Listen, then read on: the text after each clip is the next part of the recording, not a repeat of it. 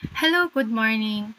Today we have a task from my instructors, which is the function and parameter with constructor and destructor here in C++ Advanced.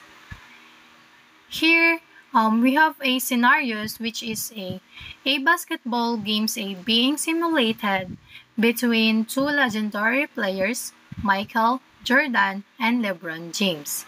Their score are updated based on their in-game performance, and the final score are displayed. So here, this is my code which is here. Yan. So it has a include IOStream using namespace std, the first, and the class basketball.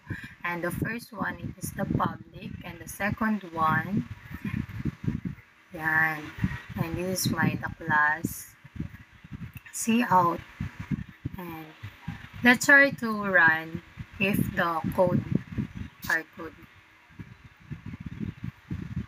Yan. And the output is constructor called destructor called it clean up the data. This one, the output, it's called the actual console output if you create the object in the main function.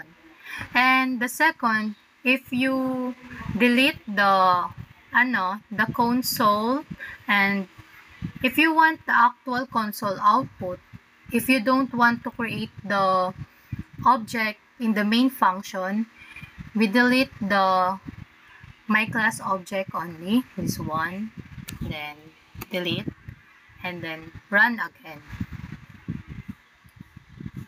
Yan. This is the actual console has no class object, or which is you don't create the object in the main function. And that's it. Good day po.